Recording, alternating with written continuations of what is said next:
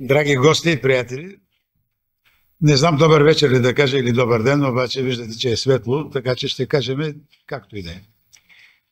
Добре дошли. Тази вечер, вече казвам вечер, защото след 6 часа, така е възприето във Варна.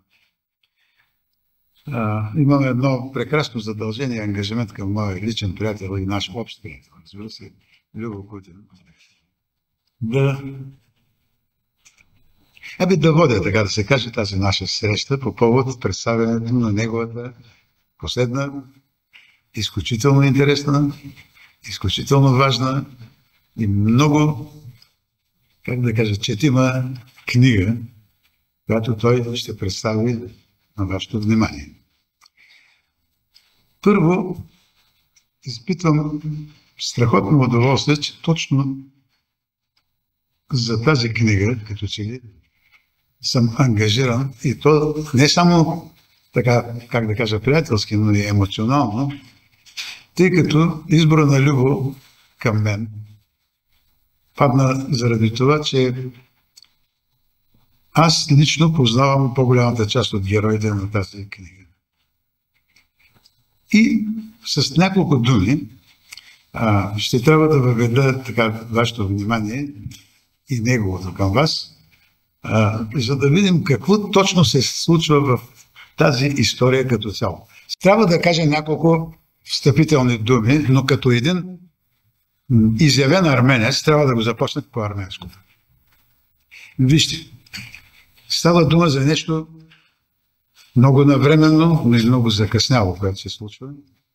За нещо, което ще касае едно близко за нас минало, сърцата ми може би повече, отколкото в паметта. Едно настояще, в което ние се вглеждаме някакси повърхностно.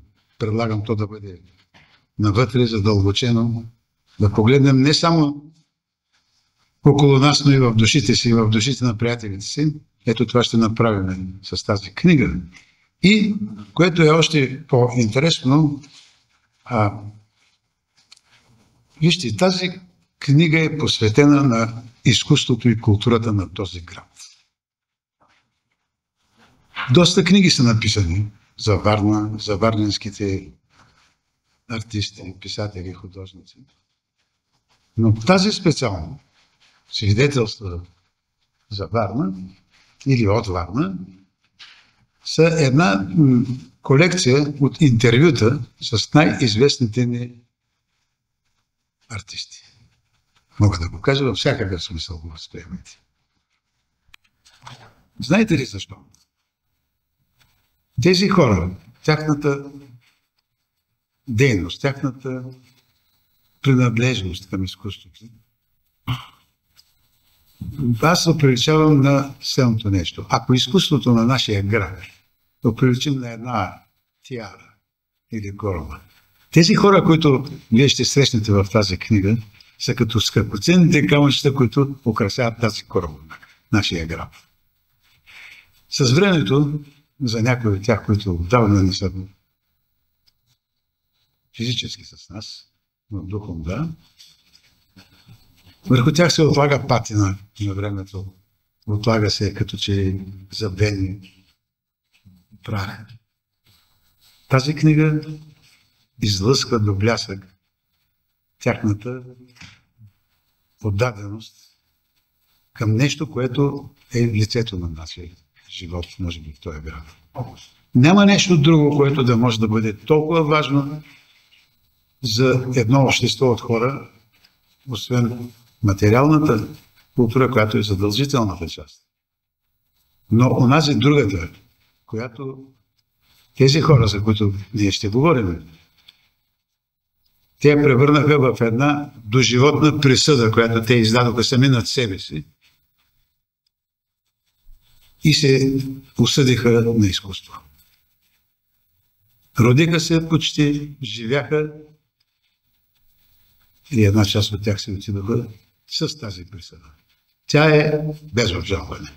Тази вечер, сега, чрез Любо, чрез Тинка и чрез Светла, които са хора, които събраха тези неща от тях по време Не сега, защото няма как всичко това да стане сега. Те са виновниците за това нещо, ние да откърнем страница от душите си. Защото тези хора, без тях и без всичко това, което те направиха за нас, и ще правят, разбира се, защото има и млади, и още живи, нямаме много. Без тяхната отдаденост и без тяхната любов към това, което вършат, ние сме хора без любов. Ще останем без любов в живота си, ако те не го правят за нас. Така че ние сме техните духовни любовници. Заповядай, любов.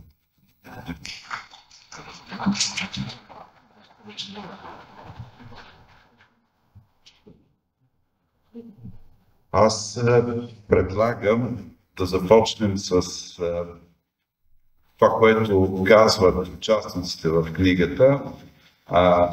Този час, в който сме заедно, ще бъдем под диктовката, така да се каже, на участниците, подбрани с своите гласове. Подбрали сме 5 от действащите лица в книгата. Първият от тях е Ангел Атанасов. И нека да го чуем и това да бъде едно своеобразно въведение към нашата среща. След това следват още 4. За ваша информация ще чуете Галина Савова, оперната прима, Илия Пенев, Косио Христов и Станчо Станчев. Така че ние се опитваме да обхванем и лицата, които представят различните съсловия и които разказват за себе си за своята мисия в града. Първият от тях, подредили сме ги по алфабетен ред, вие ще можете да ги проследявате. В Викторово живеехме там, живееха и балетисти, там живееха и артисти, и художници, и музиканти, и всички. Първият етаж, вторият етаж, всичко беше заето с нас. Всяка вечер до 10 часа балетистите работеха. Йорданова беше много сериозен човек. Когато доеха 15 души от София от един цял курс, във Варна започна да се говори много за балета и ние до някъде конкурирахме така и София. Но след това и така олекна, защото София си е София. София взима винаги хубавото. Те много от тези, които бяха във Варна, отида в София, даже едната от основателките на модерния танц. Маргарита Арнаудова, тя беше заедно с Гунчева, живееха заедно и всяка вечер бяхме заедно, но те бяха много сериозни. Те просто репетираха до 10 часа. Старите артистки балерини бяха нещо голямо. Но това беше един цял курс само с добри балетисти и бяха доволни. Тук въобще балета беше, където отидем, го харесваха.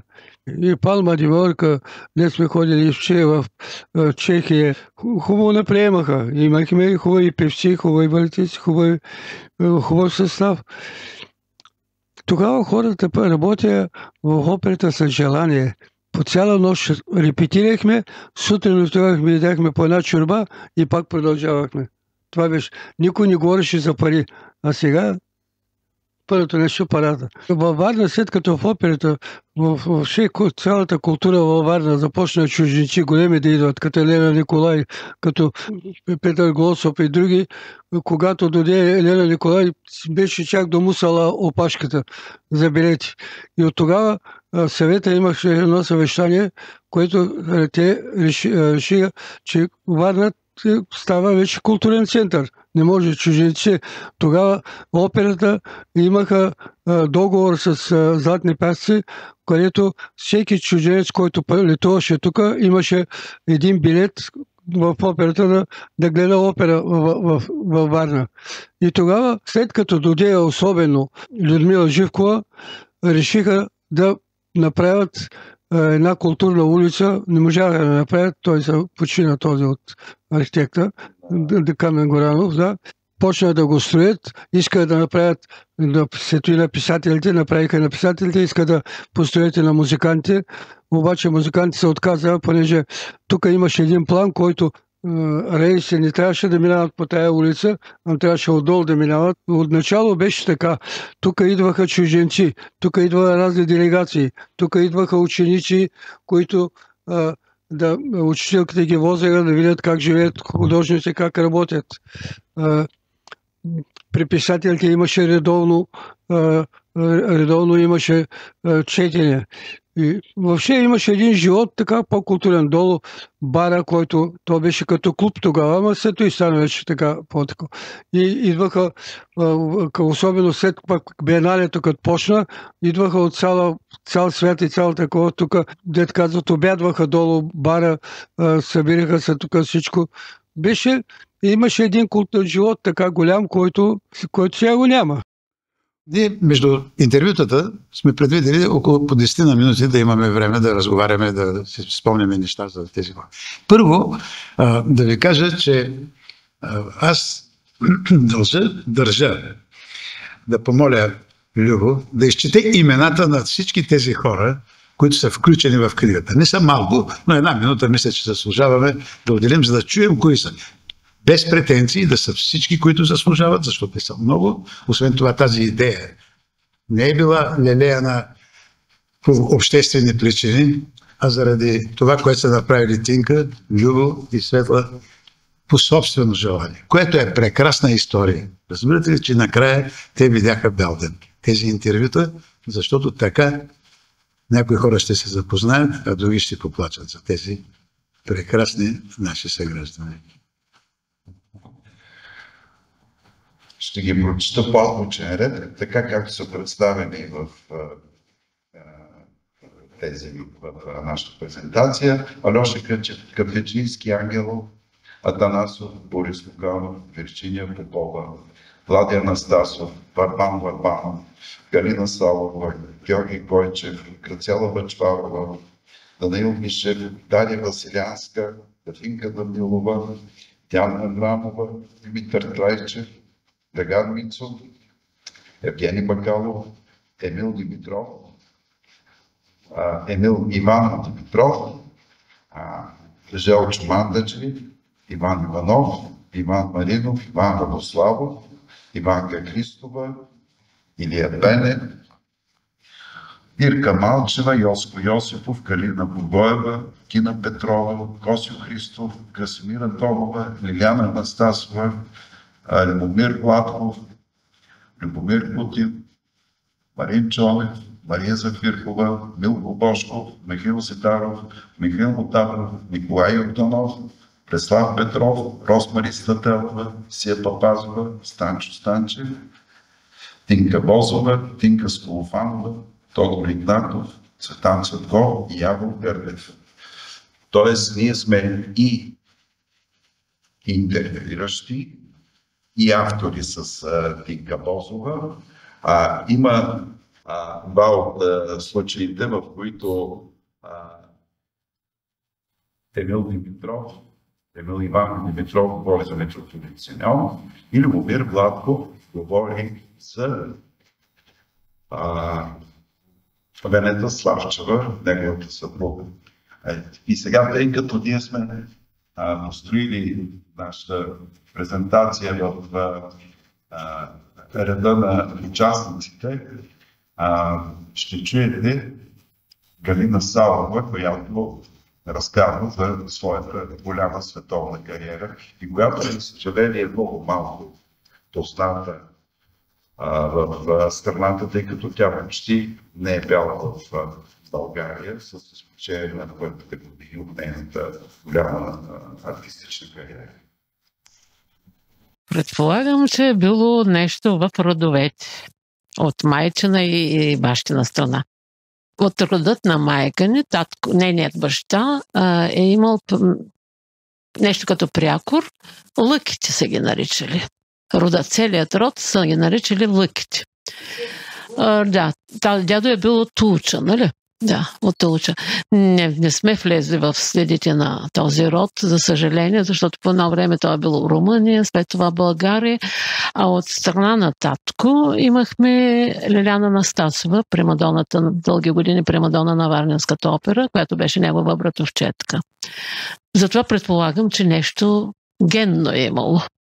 А специално за мен мога да кажа, че насоката получих от майка. Точно когато бях някъде на 6,5-7 години, майка е чула и разбрала, че във Варна се отваря музикално училище. И тя някакви наблюдения, предполагаме, имала. Аз не си спомням като дете да съм пяла, да си имала някакъв голям интерес, но това са първите години от живота, как да си ги спомня вече. Но наистина и при години се мъчих да си спомня, нищо не си спомнях, но може би съм имала някакви изяви, които са подсказали на мама, че може нещо да се развие. И тя един ден сме хвана за ръка.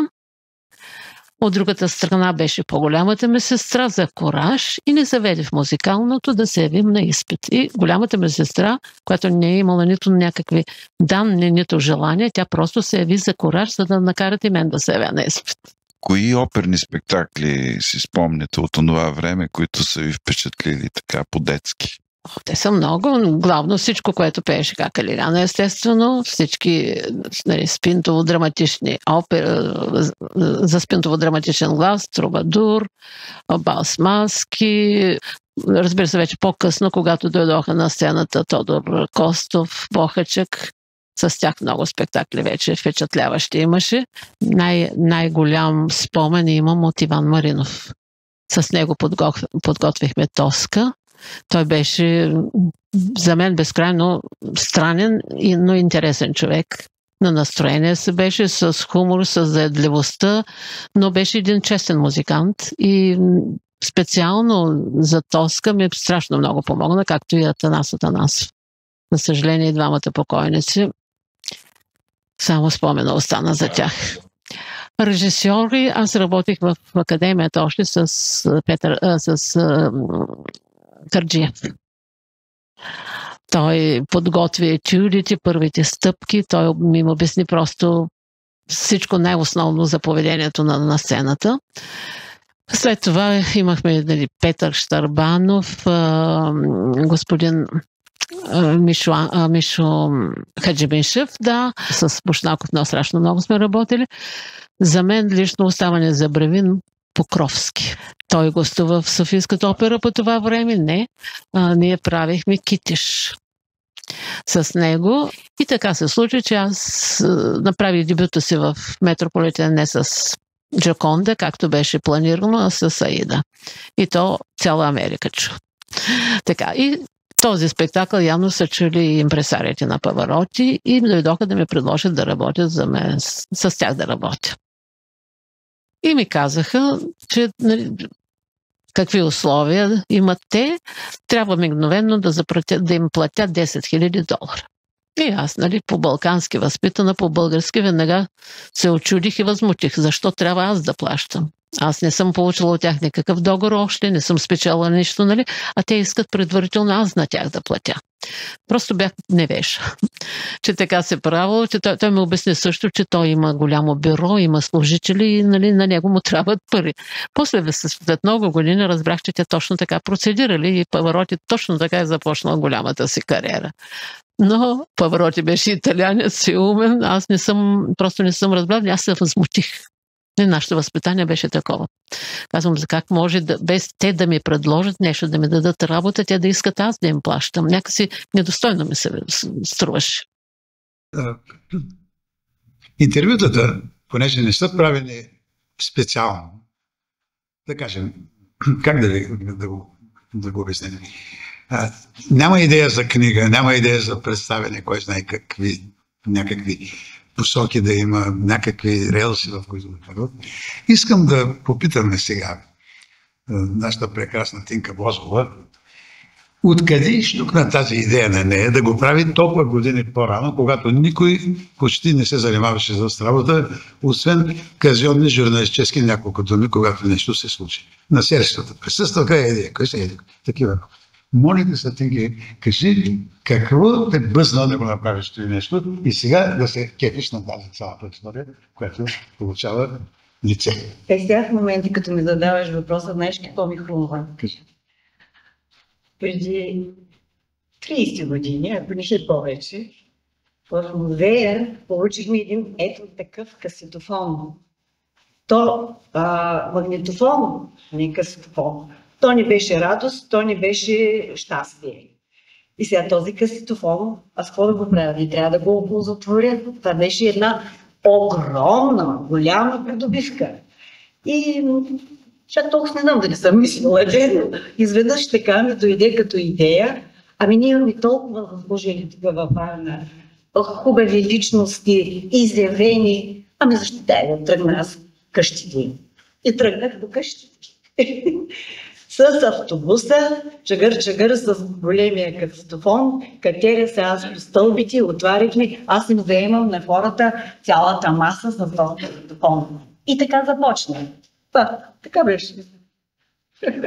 Ма ти имаш голямото предимство да ги познаваш, защото освен така варненската красавица от музея, Тинка имаше зад гърба си вече достатъчно много авторитет като човек, който може и прави неща, които така простолюдието не могат да си го обяснят откъде идва. Ето за това сега имам удоволствието да й правя комплименти.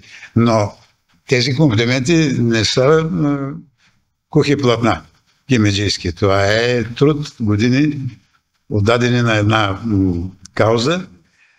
Интересното е, че нейните познанства с тези хора, как да ви го кажа, това е нещо естествено. След като всички тези личности се познаваха помежду си, имаха някакъв, как да кажа, един така белязан живот като артисти и лице на Варна, трябва да кажем, че не всичко обаче е било по мети масло така. Нали? Защото вие знаете, арт-средите винаги са имали и своя вътрешен малко травмиращ даже начин на живот, т.е. отношение помежду си и така нататък. На сцената, в издателството, в книгите, в творчеството си, това нещо те го крият. Но така или иначе не е било лесно, защото сега ще кажа една клюка. Когато и аз правих опити да снимам някои от хората, знаете ли какво се случи? Когато трябваше да снимаме една актриса, другата, която вече съм я снимал, пък като научи, че другата е била снимане, щом си снимал нея, аз няма да се снимам. Ама чакайте, какво? Не, така, просто няма. И сега това не е много лесно, да можеш да ги кандардисваш, да ги убеждаваш хората, че няма да има някаква, как да кажа, лошотия в цялата работа. Ние българите сме малко така странен народ. Все мислим, че или трябва да стане страшна хвалба, или голям позор ще следва. Така едно средно, нормално положение е трудно очаквано. Гаро, и ние с тебе се познаваме от... Така... Като бяхме хубави, нали? Въпросът е, че и ти се назлънчестваш. Колко пъти аз те молих че ти на нея и самолет ли, какво беше като не снима нашите снимки с Росен Донев. Да. И сега още тези класьори още са съвремени и вършат работа, нали, Златя? И сега още вършат работа. Така че и ти се назлънчестваше, Вижте, сега ти ми напомня една много интересна случка. Имахме един двойкаджия в училище и когато го изпита учителката по български, някакво стихотворение на Ботев, какво искал да каже Ботев с това стихотворение. И той каза, че кой съм аз да коментирам такъв велик поет. Нищо не каза, но все пак излезе от това положение. Може би и аз тогава така съм се държал. Може би е добре да продължим в тази посока за изненадите, които следваха в тези интервюта, защото тази инициатива така или иначе тръгна по определени календарни поводи, да го наречем.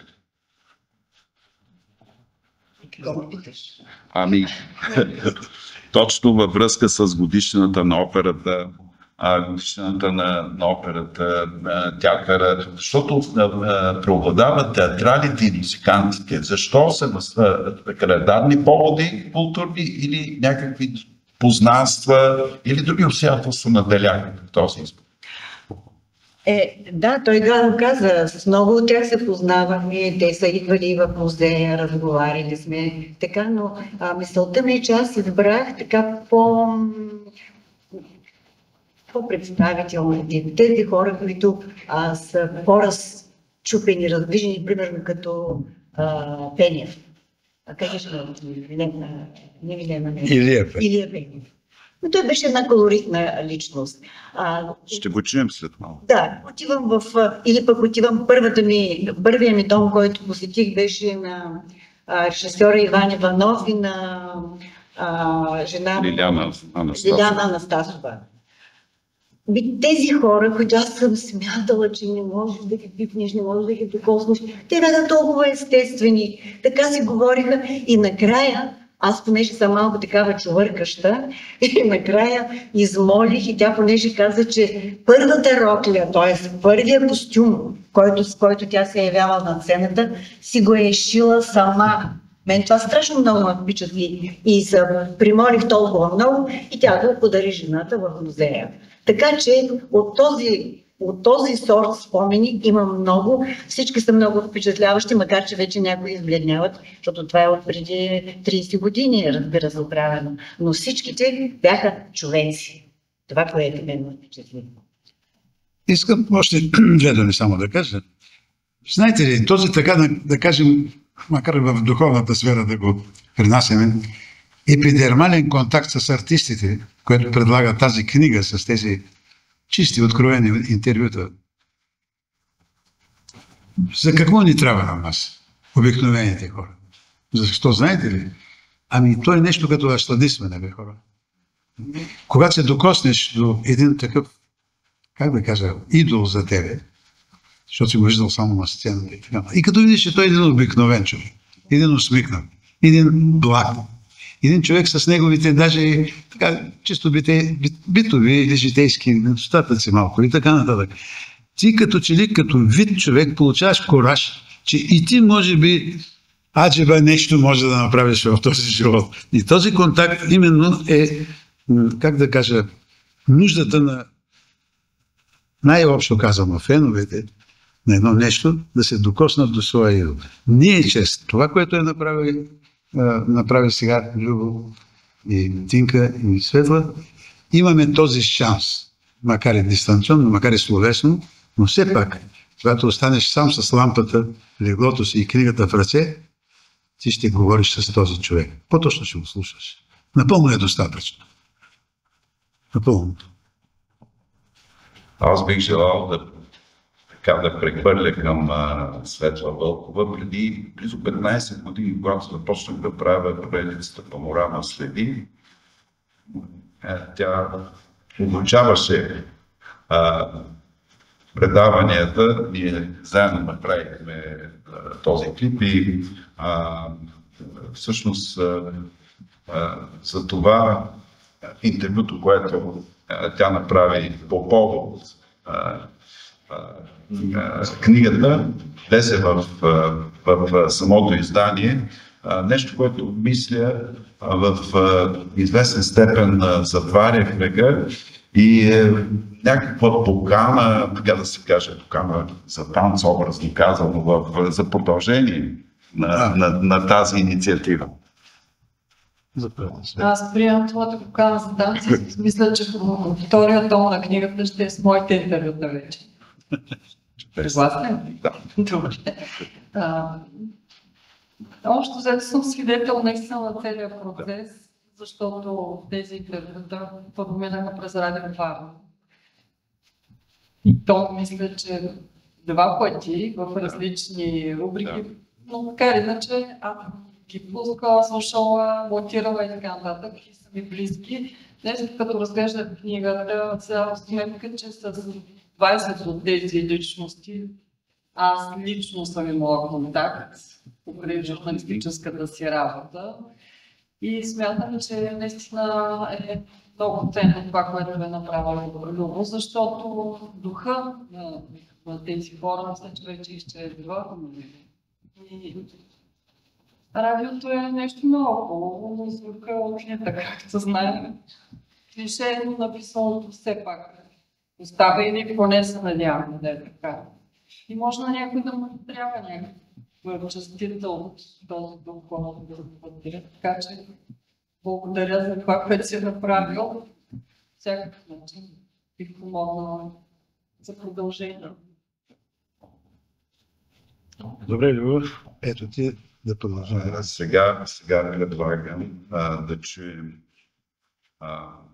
Илия Пенев, който следва след малко и който е твърде колоритен в това, което той представя. Личностите, докато го изчакваме, лицата, които избрах, бяха в тази сфера на музиката, на театъра, и в тях по време на предаването наистина успяхме да представим много интересни обстоятелства, които са свързани с най-новата история, пък и не само на най-новата история на Варна. С моя студент направихме много голямо интервю, Емил Иванов Димитров, който започна да проучва архива на митрополит Симеон. Не случайно в тази книга първата част е посветена на митрополит Симеон. В тази посока да допълня, че ние сме разделили условно на 5 части това съдържание. Това е храмът, театърът, форумът на гражданството, музиката, балета. Роден съм на 5 август 1933 година в град Русе, но съм израснал и завършил училище и основно образование и средно образование в град Попово. Баща ми е бил поповчанин. И от 52 година, след като завърши гимназия, студентва си в Държавното висше театрално училище. Завършил съм 56-та година и цяла група бяхме начени в Сливенския театър. Там нещо театъра бяха го разбъркали много и отидохме 16 човека. С директор, наш студент, който беше завършил и преди това право. Това беше Николай Савов и съпругата му режисьор Димитрина Гюрова и първата ми съпруга, Бог да я прости, художник Йонка Топалова и артисти. Това Асен Шопов, Дора Стаева. В края на втория сезон на мене ме преместиха в сатиричния театър в София. Заминах с така голямо притеснение. Това имаше прибавено и чувството на радост, че отивам в столицата и то в един театър, като е сатиричният театър. Там прикарах 2 години. И в края на втория сезон си подадох молбата за напускане. Тогава имах много интересен скандал с калата Георги Калянчев. Да при мен си луд, къде отиваш, тук в София, това напущаш. Викам, Кала, ти имаш ли намерение да напуснеш театъра? Няма, защото. Викам, тогава аз трябва да се махна. И що? Абе, Кала, той, което ти играеш, чувствам, че аз трябва да го играя. Не да играя тук положителните герои. Непрекъснато прави неразумни неща. По-добре е човек да направи нещо бързо и след това да го проумее, че е избъркал и да го поправи, отколкото дълго да мисли, докато се вдигне ръката да вземе чашата от масата. Трябва да се действа. И при това ми е професията актьор, от френската думичка акте, което значи действам, трябва да се действа. Аз съм за принципа, ако ще е гарга, рошева да е и непременно черна. Ако ще е конфликт, то трябва да бъде конфликт до кило кръв, ако може да се стигне. Нали, на сцената, Боже, какви ли не конфликти съм влизали с какви ли не колеги, съм влизал в конфликт. Така бих посочил една от най-добрите си роли. Това е Монахов от Варвари на Горки. Една второстепенна роля. Но този човек е в конфликт с всички персонажи. Като започнете от съпругата му, съпругите играеха Ана Феликсова и Грациела Бъчварова. За всички останали персонажи и герои в този спектакъл. И то много силни конфликти. Вземете един Големанов, който съм играл. Стоя в конфликт с всички около себе си. И в този конфликт, и в неразрешаването на конфликта се ражда и комичното, и смешното. Много истории, много. Като седнем и с Евгений, като седнем, помниш ли Батя? Батя, помниш ли онай? Се сещаме за какво ли не. Аз се сещам, като казах при малко Евгений, играехме двобой на Вазов двамата. В едно село Стоян Михайловски, тук до Варна. Отде да знаем и ние, че това село е населено с турци и едва 5-6% българи. Вечерта село е пълен, зимата. Двете печки варели в Солона горят. Ходили хората. Тогава бяха гладни за театър. Но това е било преди 30 години. Или преди 25 години. И говори се в Солона, бе. Ние играем горе-долу, говори се. Един път погледнахме в Солона, два пъти погледнахме в Солона. И не може да разберем. Дойде почивката. И дойде там секретаря на читалището. Какво става долу? Много се говори. Каза, не, бе. Те са седнали, казва, 10-15 души турци сред за един българин. И викам, той каза, превежда на другите, защото те не знаят български. Пък искат да гледат театър. Почва втората част и Евгений почва да играе на турски, защото той шуменец, владее доста добре турски език и всичките пиперли и приказки ги жули на турски. Добре, но аз турски не знам. И гледам в устата сега, кога ще спре да приказва, за да му отговоря. Аз знам какво казва той в момента, ама говори на турски. Голям смях беше, че по едно време накрая и аз проговорих на турски. Така им хареса на тези селени втората част. Такива аплодисменти. А ние умирахме горе от притеснение, що толкова приказват не наслушат. Пък тя, причината била съвсем друга. Ситуации сме изпадали. Какви ситуации? В Веселата вдовица аз имам реплика да кажа: дайте ми шпагата! Пък аз съм казвал: дайте ми щайгата! И всички избягаха от сцената. И се смеете, ме гледат в камелати, бе. Няма да одим. Ето, умират в смях. Сега, знаете ли, и аз слушайки тези хора се връщам назад и ги виждам пред себе си живи. Много интересно е, че всеки артист, той е всеизвестно, разбира се, той сам прави паметника за себе си. И него да го няма. След това творчеството, това, което всъщност е живял и творил, остава след него.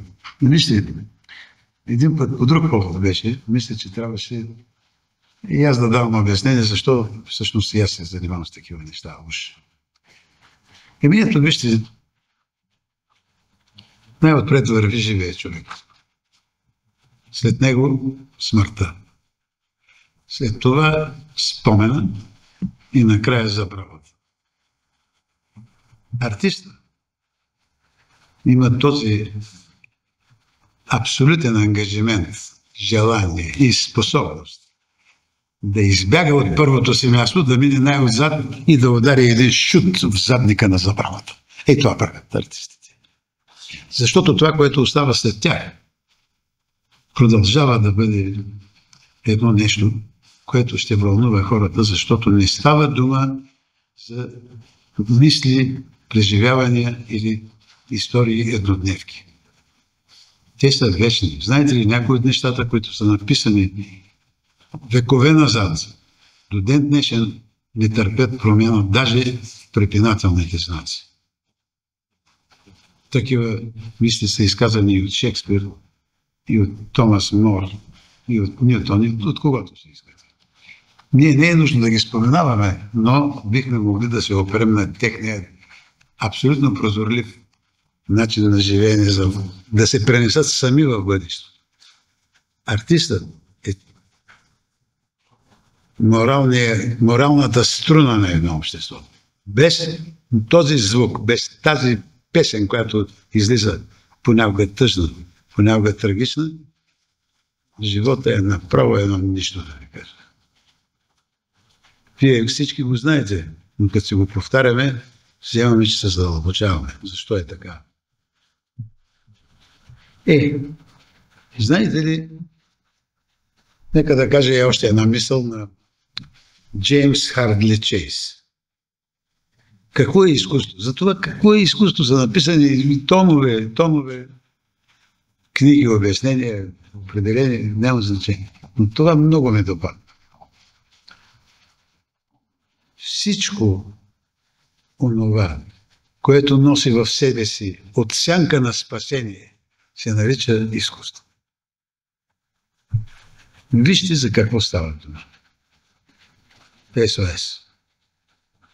И тези хора ни спасяват нас. Нищо, че СОС звучи малко морско. Люба? Аз използвам случая, тъй като това, което представяме с снимки, които Теменуга Станчева ни предостави и специално да им благодаря, защото наистина за тая книга тя нямаше да бъде същата, ако не бяха снимките на Теменуга и ако не беше генералната репетиция с участието на Петя, на Петя и на Станчо. И това също трябва да го кажем на всяка цена, защото тя е на своята, така да се каже, воен пост. Теменуга е тук и наистина много им благодаря, защото подготовката на книгата с мемуарите на Станчо до голяма степен ме провокира така и ме накара аз да посегна към това действие. И нещата се получиха закономерно с участието на същите заподозрени, които са в предишното издание. Можете да възприемате тази книга като едно своеобразно продължение на книгата с мемуари на Станчо Станчев. Сега ще чуем Косио Христов, който говори за фестивалният комплекс, за неговата едно от любимите му отрочета, както той се изразява, и всички перипетии, през които минава това строителство. Малко ми е трудно и неудобно да говоря за себе си, всъщност, защото говорейки за този обект, има много обекти, той не е единствен, но той остана обекта, който за мен е почти въодушевен обект. Все едно собствено дете. Нали? На него гледам винаги с голямата грижа това дете да расте и да се развива. Но независимо от това, ето идват такива моменти, когато наистина човек трябва да застане отстрани, да погледне достатъчно сериозно и критично, за да го представи пред другите.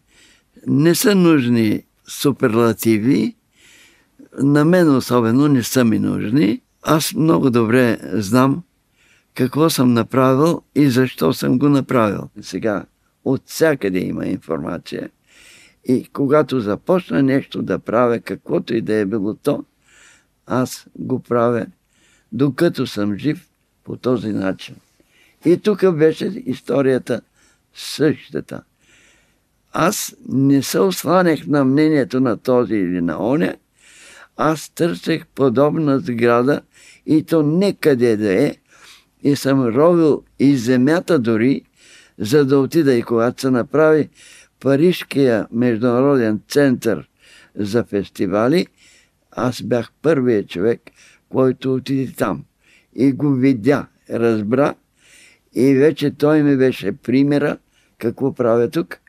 И когато направиха и първата голяма зала Берси в Париж, всичко това става предимно във Франция и страни, които говорят френски, защото аз като отидах от тук за професията и за мене самия, реших и усвоих френски език. И нямах нужда от някой, който да предъвква, да ме превежда, да ми казва къде съм и какво виждам. Всичко го виждах със собствените си очи. Ето това съм аз, който се е борил тук на място с всички бетонни глави. Защо? Ама как? Такова фойе не е нужно, това не е нужно, това не е нужно. И всичко искаха да изкълцат. Защото по правила, по нашите закони, трябваше да има едно фойе за тази зала, да речем 5 на 10, не повече. А то в момента главното фойе е над 1000 квадратни метра. Никой не ти го разрешава. Всичко това се е воювало, нямате идея как. Но той беше като увода към цялата работа. С мене, не знам, питайте, ще ви кажа за всичко. Ще ви кажа и за акустиката. Ще ви кажа и за това, че българските специалисти ги изхвърлих, че извиках германци, че робих, правих, строях да се доведа в източен Берлин, говоря за Бао Академия, да се доведа до професор Фазолт. Отидах 2 командировки, правих, намерих го човека, казах му, показах му чертежи и каза, да, идвам и ще го направя. И след като го направи, всичките млъкнаха, защото стана. И тавани, и стени, облицовки и така нататък. Но екран, например, аз нямам никаква възможност нито нагоре да го вдигна. Това е най-големият екран в страната. Никъде не се говори, но то се знае. Това са 25 метра на 13 метра. Площ, която може да същиса един човек, който иска да гледа кинокартина. Ето това се искаше да даде възможност тук да се правят световни фестивали. Без това, как ще правиш фестивал? И когато дойде ред да се направи, и германци, и французи, и къде ли не ходихме, кого не молихме, казва не мога, трябва да го направя стационарно. Направи ли го стационарно, нищо няма в тази зала друго. Само едно кино. Казвам, не, това трябва нещо да се нави и да се направи. Намерих само един младеж, французин, внук на Фешелц, който работеше при майка си и баща си в същата фирма, и Жан-Пьер се казваше, и той казва, може ли да отидем с тебе някъде да изпим по едно кафе? Викам, и 10 кафета може да пием, само кажете, ще стане ли екрана? Ще стане. Аз казах, ще го направя. 30 пъти ще пробвам, ако трябва, но вашия екран ще се прибира за 5 минути. И след 5 минути се отваря. Така. От тогава до сега, вече 25 ли, не смея да кажа, годините, не е заставал нито един път. случва се. Скъсаха го, не знам какво направиха. Обаче, 2 мотора има на стената, вертикално са поставени да могат да се движат, за да се обтегнат всички въжета, защото това е много сложно, цялата история. Но действа. И този човек за мен е светец, макар че е младо момче. Аз мисля, госпожо Бозова, че вие се подценихте, като казахте, че там са ви дали някакъв кастофон ли беше, какво беше, пак рубане, да тръгнете по квартирите. Не е съвсем така. Човек трябва да притежава чувство за историчност, за усет за времето, за да се сети за такова нещо. И в това може би се състои вашия подвиг. Нали? Сетили сте се да се намесите в забравата и да коригирате някои неща. И това е високия момент, а не просто така, как да кажа, да събирате някакви остатъци от време.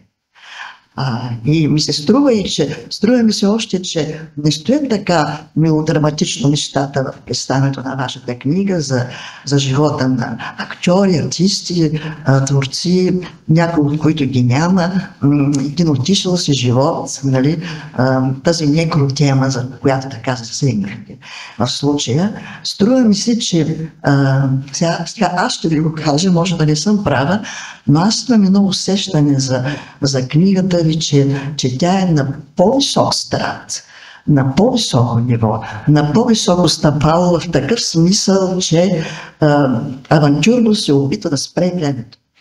Да го спре, да огледа това време и да видим какъв живот, какво битие е имало във Варна, какво високо битие е имало във Варна, какви идеи е имало във Варна, какви намерения е имало във Варна, какви неща не са станали, кои неща кои са се получили.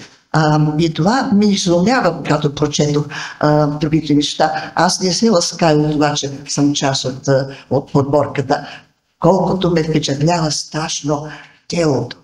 Телото свършат от тези хора за града ни, за Варна. И в този смисъл така си мисля по отношение на времето за този ваш героичен опит, как да кажа, да докажете, че няма така величина време, тя е измислена, нали, от човека. Иначе в гънките на материята такова понятие няма. И в този смисъл се намесвате и в тези пластове, в тези неща. И още един момент има, искам с това да завърша, който е според мен най-високото място в книгата. Тя е много модерна. Тя е много модерно написана и подбрана, защото е в посоката на съвременната урбанистична култура. В културата на съвременния град държава. Нещо, което се опитали тези творци да направят, което сме длъжни да продължим.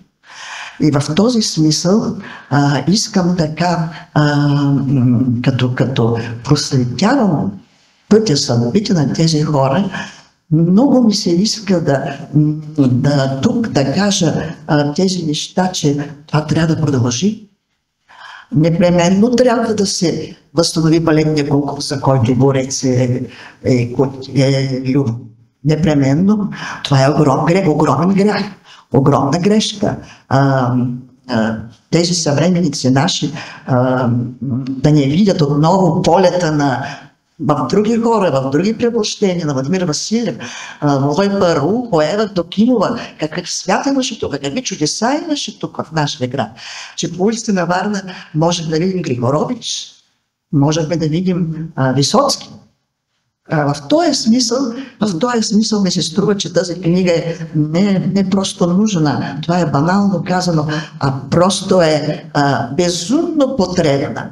Трябва да се възстанови филхармонията. Как може града не без филхармония? Друг грях, варненски. Чета спомените на тези хора. Как сме допуснали това нещо? Как сме допуснали Варненския театър да няма собствено битие? Как сме допуснали да няма пространство за изкуство, освен тези, което тези хора са постоянно направили? И в този смисъл, тук искам непременно да подчертая, че неотменно е необходимо построяването на мултипликационна сграда за опера, балет с концертна зала. Това трябва да предстои неотменно. Ателиета, обязателно, а не разрушителните процеси във Варна, които станаха по време на прехода. Също така, неотменна задача е това, което правят другите градове държави, превръщайки такива профанни пространства в сакрално. Това не го правим сега. Не го правим в варненската култура. А на времето правиха от Балкан, правиха ателиета. Ето тези неща, струвам се, че би трябвало много да ни вълнуват, събудени от тази книга. Тази книга събужда нашата воля да се намесим в тези неща. Да наближава 2032 година, когато отново Ерда на Варна да бъде предложен град за културна столица. Пак ще го спим този момент. Пак ли ще се задоволим с мънички идейки, такива, как да кажа, провинциални. Тези хора, които са измъкнали Варна от провинцията и се направили град-държава, трябва да бъдат последвани. Това е любов, извода ми от вашия огромен, колосален труд, колосален и на Петя, и на вашия, и също и на Светла, огромен труд, който би трябвало да осмислим сега нашата съвременна задача. Това трябва да следва след събирането на тази книга. Правя едно допълнение, че нашето събитие съвпада с представянето на Стефан Мавродиев. Аз говорих с издателите и те специално го отлагат. Не, че това е покана за приключване, но ние вече сме към края на нашата среща и някои от нашите гости вероятно отидоха там. Все пак, ако някой има нещо, което да сподели, което е важно да напишем тези истории, които са събрани в книгата и изразени в мултимедията. Заповядайте.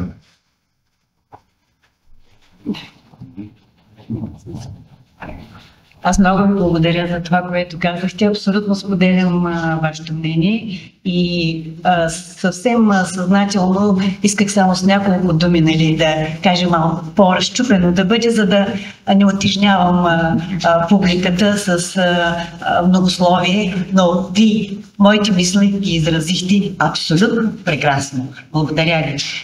Понеже сме към края, искам да кажа, че когато специално тези интервюта, които съм правила преди много години, някак си като че ли имах усещането, че те са в музея, те се съхраняват в музея, но ще им дойде времето, когато ще видят бял свят. И за това изключително много благодаря на господин Кутин, който е причината, негова идеята, всичко той прави. Ако има някакъв принос, това е, че примерно аз съм предоставила тези и музея, разбира се, е предоставил тези материали. Всичко друго, абсолютно всичко друго, за да излезе тази книга, е негова заслуга. Благодаря.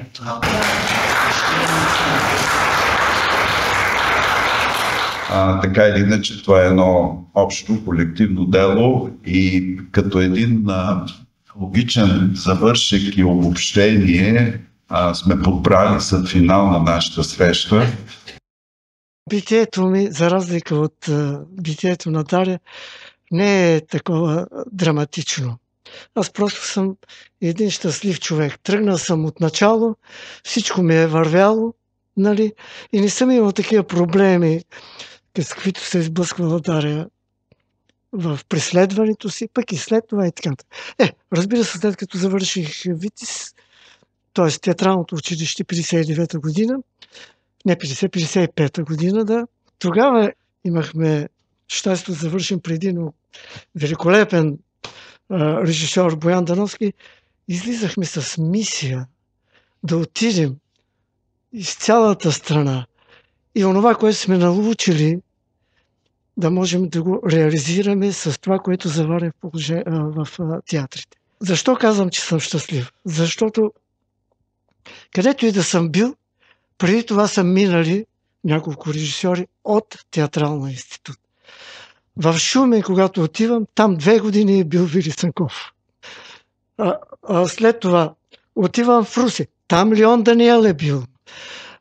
Идвайки във Варна, пак Вили Цанков тук е бил. Така че тези режисьори, които според мен, ако и установката беше друга, щяха да бъдат от световен мащаб режисьори.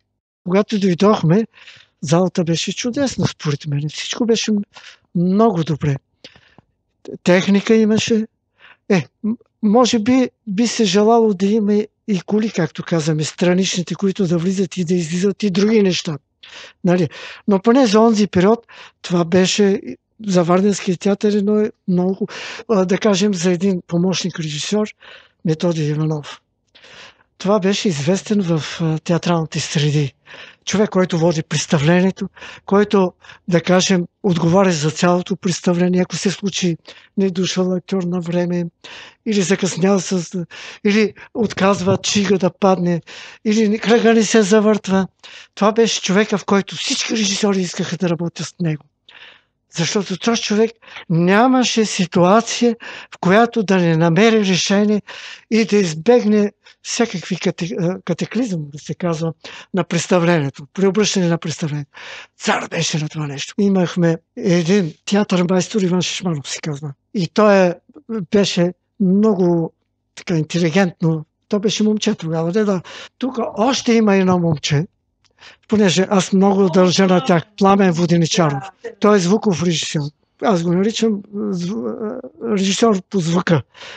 Винаги ми е помагал в това, че не се задоволява само да пуска каквото искам, ами намира, защото следи представление, репетициите ми намира подходящи моменти. И то не е елементарни, а по някакъв контрапункт, по някакъв хармония. Така, например, той ми намери една песен в това представление, което много го изтъкват. Аз мисля, че съм имал и по-добри други. Полет на куче и гнездо. За Жоро Смиленов отново искам да подчертая. Това е първия ми сътрудник, в който съм разчитал на много отговорни работи. С кои актьори? Веднага ми идва на къла Борис Буканов. Не, и Йордан Мутафов мога да го прибавя. Да, това са приятелите, да. Трудно ми е да говоря за приятели. Трябва да ти кажа, че най-близките ми приятели не бяха от средите. Ако за музиканти трябва да говоря, мога да кажа за 3 музиканти. С много музиканти съм работил. Ако трябва да ги изреда от Шумен, Иван Вулпе, съм правил постановки, той е писал музика в Шумен, в Русе, Петко Мечков. Да, след това Сарам, мъжа на годината, Бербелян, нали? После много дълги години с Йордан Дафов. Това беше едно много хубаво сътрудничество с Милко. По отношение с музиката. Това беше в кукления театър с Маймуната. Да, там беше музиката чудесна. Много. Швейк. Ако нямаше Жоро Занев да ми изпее тези чешки песни, които артистите ги научиха и ги пееха с голямо удоволствие, нямаше да го ме представлението. 76-та година играеше Веско Цанев. Сценограф мога да кажа и за Тодор Игнатов. С Кина Петрова почти тя завоюва, нали, театрално пространство. За Кина, аз това казах, че на Кина направи първите си стъпки с мене, с лично моя покана, и това беше следствието, фактически. Първата постановка. И по-нататък доста постановки съм направил с Кина. Доста постановки, в които Кина прояви едни качества, че може да така много дисциплинирано да изпълнява всичко, да го довежда до край. Всичко, което да кажем един вкус и култура. Тодор Игнатов е цар да намери материалите, с които да реализира едно режисьорско намерение. Опасявам се целият разговор да не прозвучи, че се изкарваме като герои, пострадали и така нататък. И като дисиденти. Такова нещо няма. Ние сме живели живота си, както са били условията ни. Между нас няма убити, няма разстреляни. Лишавани сме от много неща. Не сме гледали много неща. Ограбени сме в живота си. И чак сега имаме възможност, когато е късно, да го научим това нещо. Драги приятели, вече сме накрая. Госпожа Папазова хубаво намекна, че работа отива към некрофилия, но за съжаление ние не можем да минем без хората, които ги няма. И за съжаление, след 100 години, нито един от нас няма да е жив. Кратко е времето. На тази планета, казвам, след 100 години. Не само тук. И така, нека да затворя аз тази страница, красива днескашна, с една епитафия на великия българин, наречен Димитър Подвързачов. Повечето от вас го знаят. Неговата епитафия е доста дълга, но аз си разреших да я съкратя по мой начин, за да не изглежда досадно да го слушаме до края. Посвещават се на всички артисти, забравени, отишли си в мизерия, включително и във Варна. Кога умра, не искам речи ни отгоре, ни отдолу. Просто спуснете ме тихичко в ровеца и отгоре напишете Стебешир, последната ми игрословица. Живя като артист и аристократ във вечно безпаричие и умря с нужното приличие. Тези хора, за които става дума, един не познавам да е богаташ. Но познавам богаташи, които не притежават един микрон от това, което те носиха в душите си. Те са милионери по друг начин. Благодаря ви за вниманието.